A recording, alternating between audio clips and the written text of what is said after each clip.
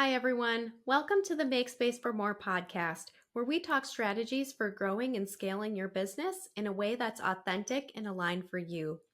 I'm your host, Melissa Swink, and in today's episode, I'm going to share a surprising lesson that I received from a calendar audit workshop that I attended.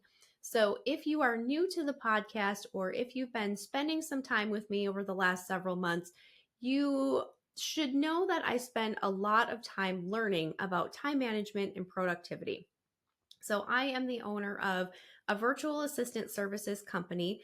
And so, as not only the owner of a company, and I'm always learning to find better ways to manage my own time and maximize my own results, but I'm also looking for knowledge that can be shared with our clients because they're in the same boat as me.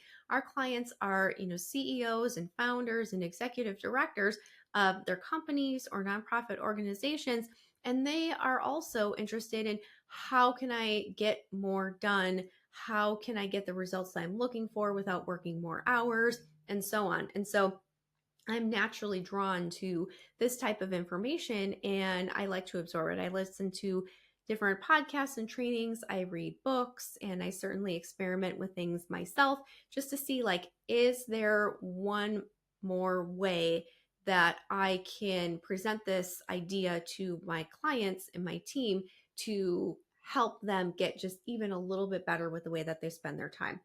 So when I attended this workshop, the number one lesson that I received surprised me because it did not have to do with time management or productivity directly. So here's what that lesson was, is that I should have asked my executive assistant to attend the workshop instead of me. Yes, I should not have attended this workshop myself, or I should not have attended it alone. I should have had my executive assistant participate on her own or along with me. And here's why. I'm going to share a couple of reasons as I've been reflecting on this, because the most obvious one was that the messaging of the workshop was geared towards executive assistants and chiefs of staff. So these are people who came from either small businesses like, mine or yours, or even large government agencies where they had leaders that they were doing their best to support and keep them focused and working on the most important things that they needed to do for their businesses or organizations. And they were here to learn how they could help their executives do their jobs more efficiently and how they could better support them. So, one of the things that they shared on the call were some ratios for how an executive's time should be spent and strategies for helping them achieve those targets. So, I think on the call, these ratios were about 50%, growing the business or organization, 40% on running the business or organization, and about 10% on personal things because, inevitably there's a dentist appointment that comes up or, a hair appointment that couldn't be scheduled for, off hours, things like that. We all have lives. These things come up, or we have things at kids' school and what have you. So they like to build in that little bit of time. And so they were talking about, here's ideally what the ideal calendar ratios break down for an executive. And so they were having some conversations around this. So the other thing that I found really interesting was that if I would have had my executive assistant attend this workshop, was that she would have heard other executive assistants and chiefs of staff discussing ways that they are able to better support the executives that they are working with. And she probably would have been able to give me some outside perspective based on, what she's seeing with my day-to-day habits and the way that I'm structuring my time. And she could have brought up some ideas for how I could manage my time and my energy more effectively based on the information in the workshop, but then also being, I don't want to say surrounded by her peers, but people in similar roles as what she is in. I think that sometimes we get so close to our day to day that we just can't even see other options for ways of doing things differently. And so this would have been a really good opportunity for her to provide that outside feedback if I would have asked her to do it. Now, this is something that she probably would have been more than happy to attend. It never occurred to me to have her do this. And so when I found myself surrounded by people who are supporting executives and, you know, and leaders of these organizations, it was really, really interesting to be sitting in on some of those conversations. So would love to have had her attend and be surrounded by that information and offer her feedback for how I could even be doing things differently. And then that also got me to thinking here, how many workshops have I attended or courses have I purchased or even books that I've read, podcasts I've listened to, but I've actually not implemented the information or the concepts that are within them. And I know there's so many guilty people of this because I was having lunch with a friend of mine. Gosh, this was a long time ago at this point now. But she was talking about how she was taking a break from attending conferences because she's like, I feel like they get you really excited and, pumped up. And then you get home and it's just kind of back to business as usual. And you find that maybe you implement one thing, maybe two things, but it certainly didn't inspire or certainly create the radical change that you were looking for in, your life or your business. And so I was thinking about this and, if I would have had my executive assistant attend this workshop for me, she could have received all that information, followed up with me, later on this week or when we meet every Monday. And she could have shared with me, here's high level what they talked about. Here are some of the things that I think that we could implement together based on that information.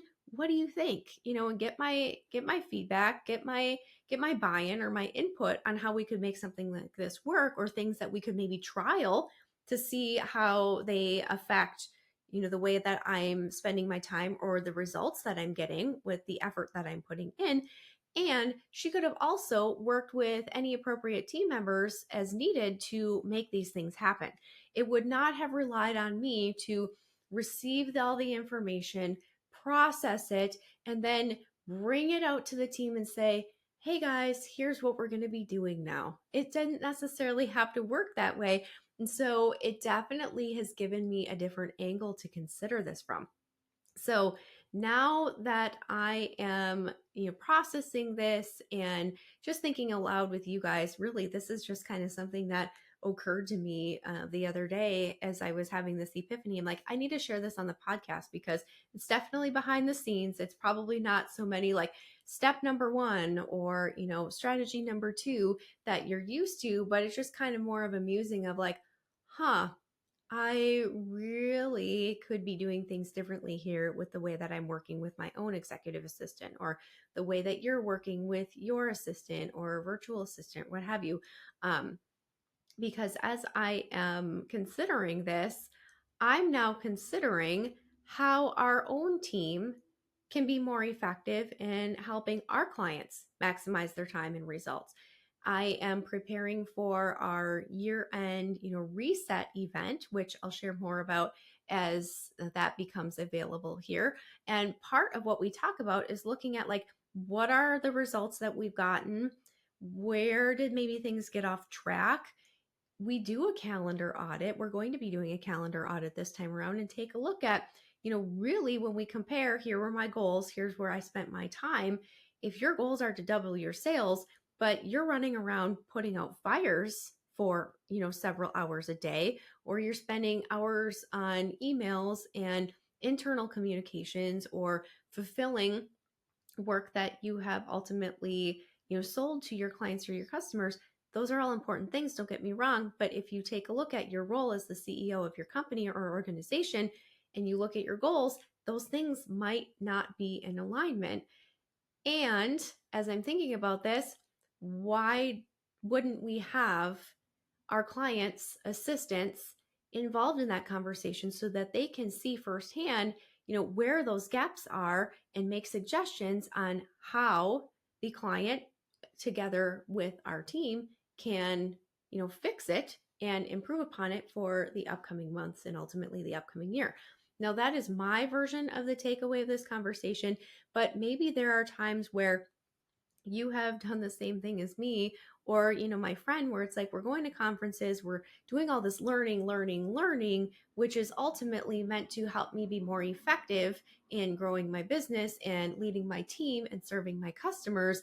And yet, if it's all heavily relying on me in order to roll it out and make the changes, why not get the team involved at the very beginning rather than, at the end when I am having to do a lot more work on the delegation side of things. So anyway, all of that being said, if you had an aha moment during today's conversation, would you forward this to an entrepreneur and just share with them like, hey, it just occurred to me that I have been doing X when really I could be having my assistant doing, YZ.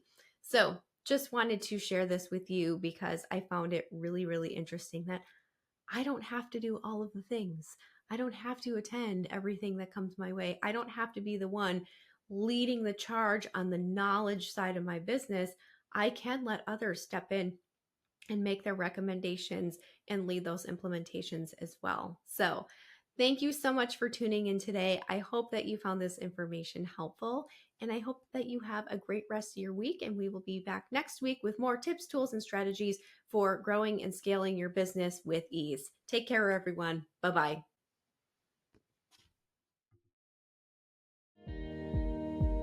Thank you for tuning in to another episode of Make Space for More. We know these insights are valuable, and we hope you are inspired to keep growing your business beyond you. Remember, growth is a journey, and you don't have to go it alone. Until next time, keep automating, delegating, and elevating your business. This is Melissa Swink, and I'll see you on the next episode of Make Space for More.